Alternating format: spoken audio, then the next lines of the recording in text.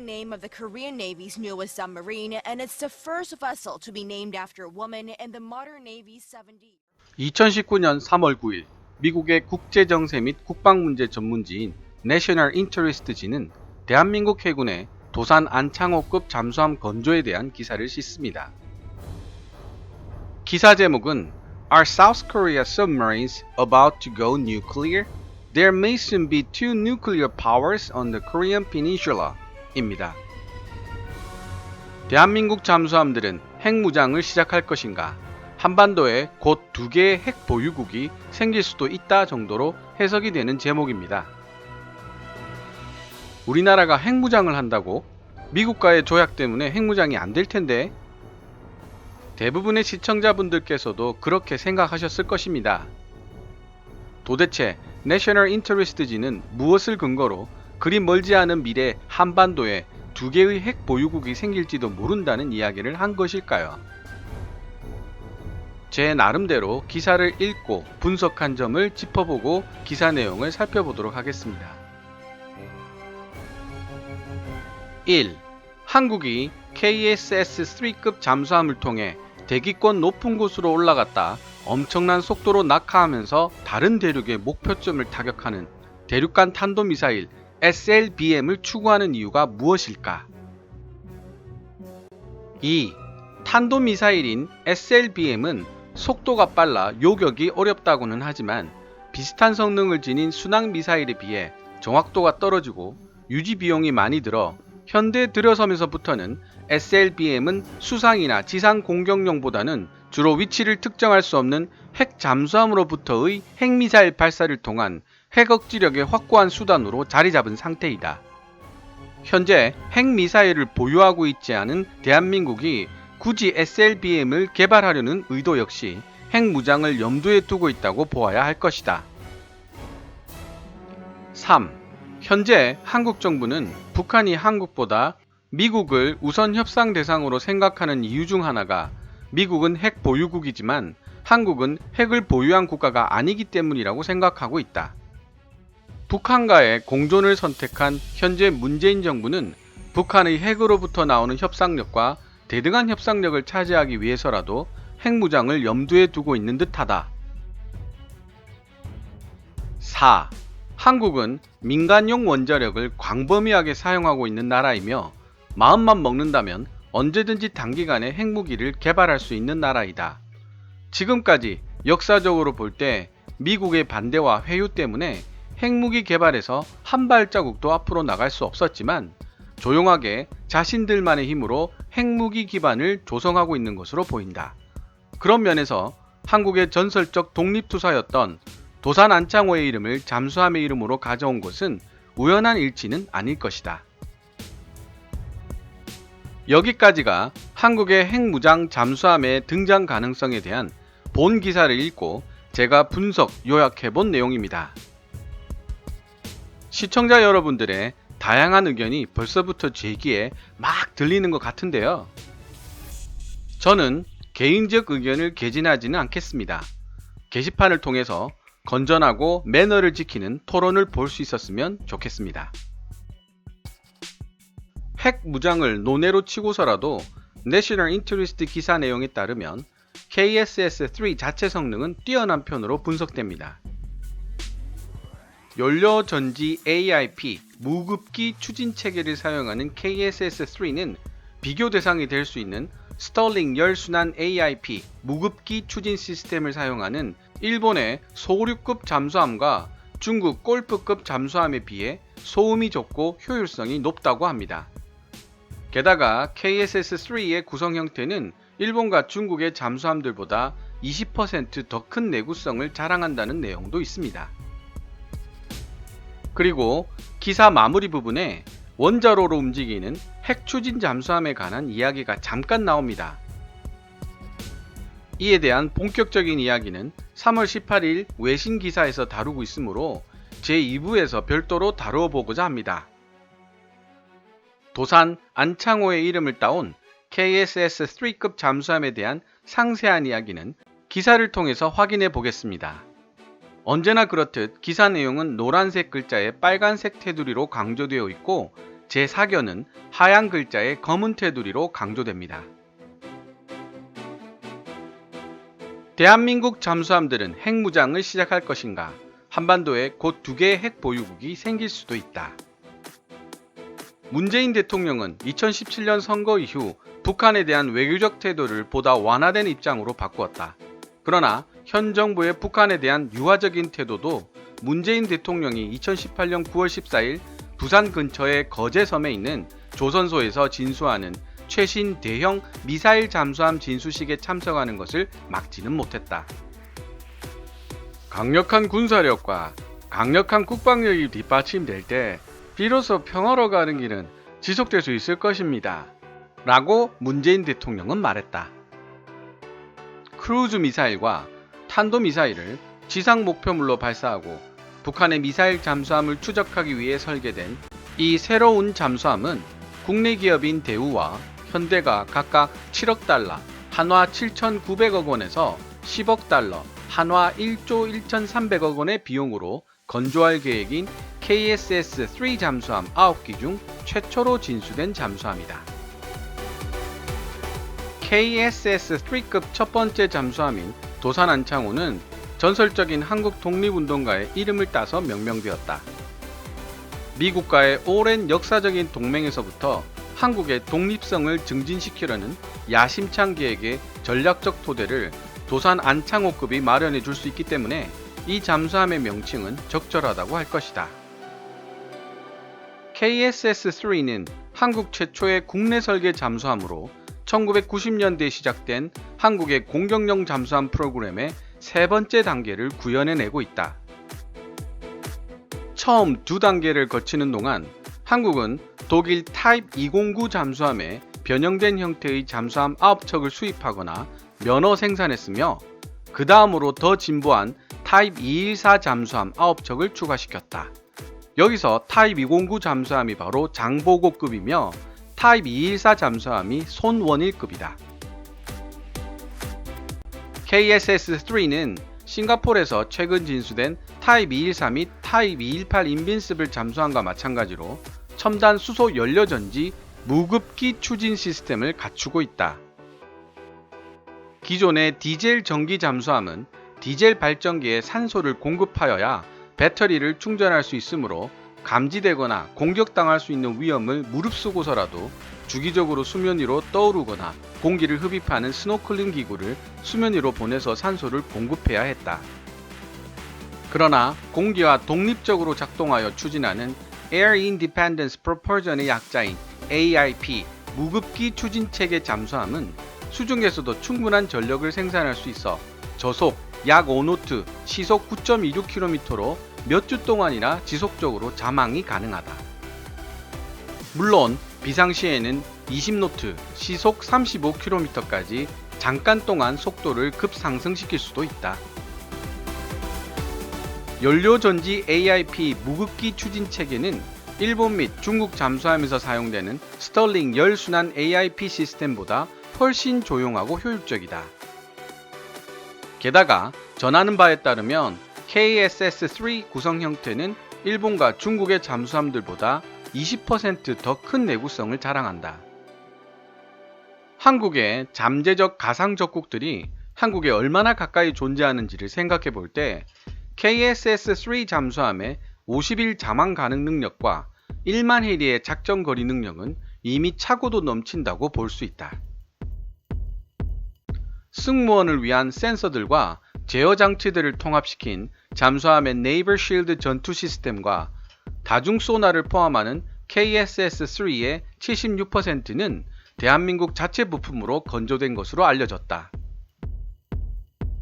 소음이 극도로 억제되도록 국내 기술로 설계된 이 잠수함의 프로펠러는 공식 사진에서 극비로 검열되어 삭제된 채로 남아있다.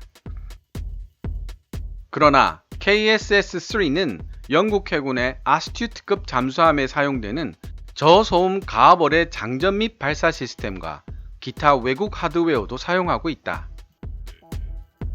KSS-3의 스페인산 페가소 전자기 센서를 통해 상대 잠수함이 내뿜는 것들을 조심스럽게 탐지하고 식별할 수 있으며 프랑스에서 설계된 스텔스 기능과 전자광학 센서가 장비된 최첨단 잠망경을 사용하여 근처의 선박들을 들키지 않고 감시할 수도 있다.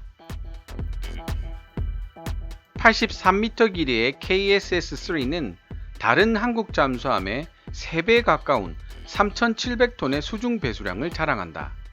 장보고급 수중 배수량이 1,350톤임을 기억하자.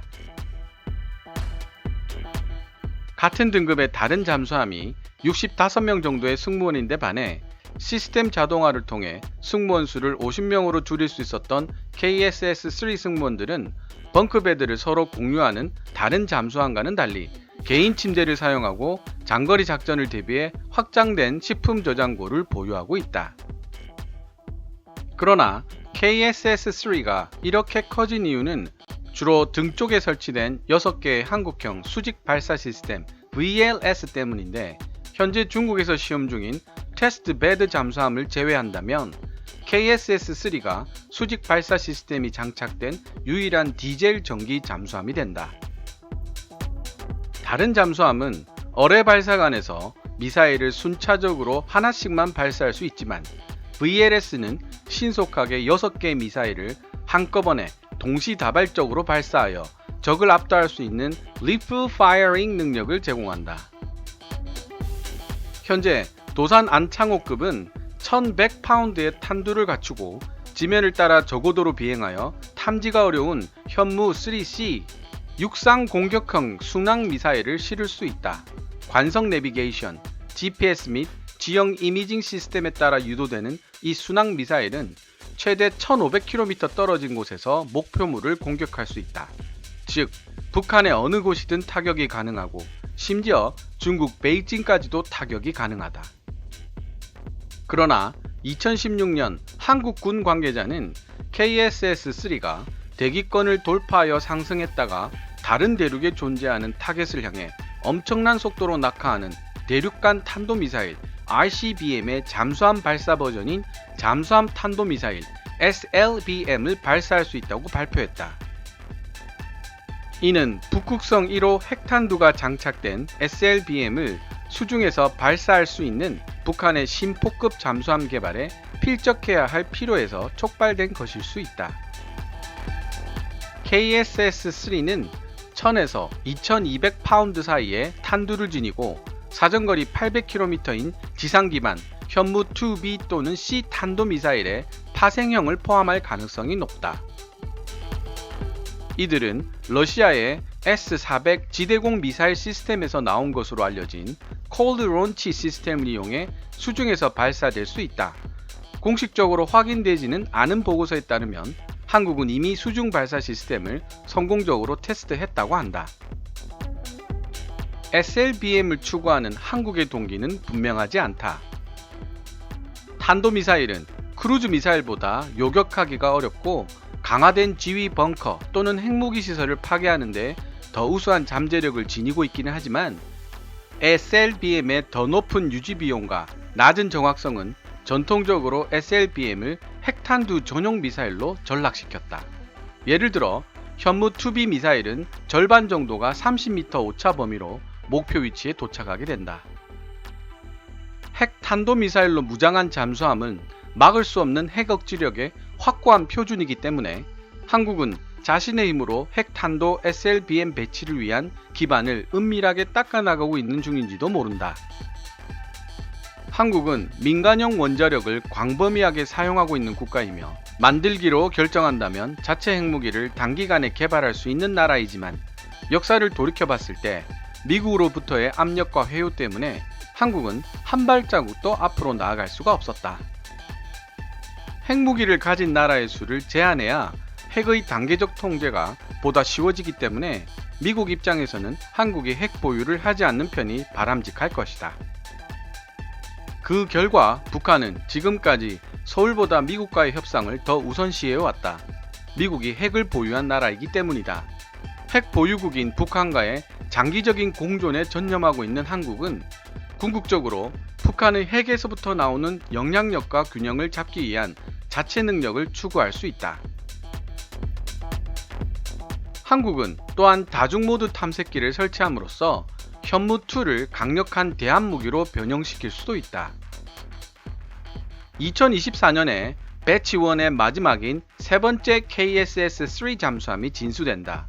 이후 한국은 수직 발사 시스템의 수를 현재 6개보다 훨씬 더 많은 10개에서 12개로 늘리기 위해 선체를 10m 늘리고 수중 배수량도 4,000톤 이상으로 늘린 훨씬 더 크고 우수해진 세 척의 KSS-3를 추가로 건조하는 배치 2 계획도 세우고 있다. 배치 2 잠수함의 납산 배터리는 스마트폰과 노트북에 사용되는 경량의 삼성 리튬 이온 배터리의 대형화 버전으로 대체될 예정이다. 이 배터리들은 10배 빠르게 충전할 수 있고 등가 에너지를 최적의 4분의 1, 체중의 5분의 1로 저장할 수 있어 수중 지구력을 2배로 늘려준다. 일본은 2018년에 최초의 대형 LIB 리튬 이온 배터리 잠수함을 배치했다. 일본의 LIB는 비용이 많이 드는 문제 외에도 LIB 기술을 실전 배치하는데 생각보다 시간이 많이 걸렸다. 일본의 LIB는 과열되었을 때 화재가 쉽게 발생하는 경향이 있었기 때문이다. 이는 삼성이 S7 태블릿 배터리에서 고생하며 경험했던 악명 높은 문제이다. 따라서 리튬 이온 배터리를 사용하는 잠수함들은 바닷물에 침수되었을 때나 기타 불리한 환경에 노출되었을 때 견딜 수 있도록 여러가지 테스트 과정과 선체 강화 과정을 거쳐야만 한다. 일본의 소류급과는 달리 한국의 KSS-3는 여전히 연료 전지 시스템을 유지할 것이다.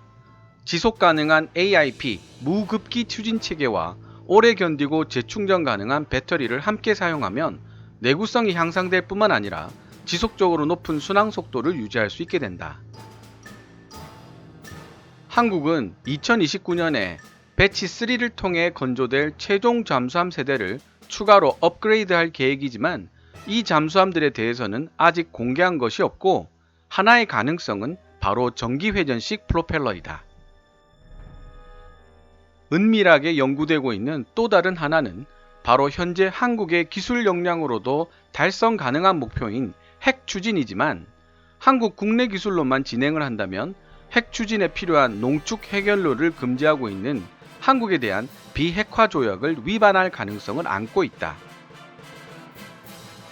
한국 정부는 조약을 어기지 않는 범위 내에서 합법적인 옵션을 조사 중이라고 밝혔으며 전하는 바에 따르면 러시아의 기술에서 파생된 65메가와트급 직경 7×3.5m 크기의 경수로를 추진할 방침이라고 한다. 원자로는 잠수함에 거의 무제한적인 수중 지구력을 제공하지만 잠재적인 적국들과 근접해 있는 한국의 지정학적 특성으로 인해 한국에 그다지 도움이 되지 않을 수도 있다. 그러나 현재 한국이 만들고자 하는 핵 추진 잠수함은 30노트, 시속 56km의 지속적이고 빠른 순항 속도를 유지하는 것이 가능하다. 이는 다른 나라의 핵 잠수함들, 예를 들면 중국에서 운영되고 있는 핵 잠수함들보다 빠르게 이동하거나 심지어 추월할 수도 있다는 것을 의미하며 이는 결국 KSS-3를 전술 전략적으로 잠재적 적국 핵 잠수함보다 압도적으로 유리한 위치를 점할 수 있도록 만들어준다. 시간이 지나면 KSS-3와 잠수함 발사 미사일 SLBM에 대한 한국의 야심찬 계획의 전모를 명확하게 알 수 있게 될지도 모른다. 현재 도산 안창호 잠수함은 해상에서 시험 운용을 진행 중이며 2022년 초에 실전 배치될 예정이다. 여기까지가 기사 내용이었습니다. 내셔널 인터리스트 기사 내용에 따르면 현재 우리나라의 잠수함 건조 기술은 상당한 수준에 올라와 있는 것으로 판단이 됩니다. 특히 배치 2부터 KSS-3는 길이가 10m 늘어나고 배수량도 10% 증가하면서 더 대형화되고 수직 발사대 VLS도 4문이 늘어나 10에서 12문 정도를 가지게 됩니다.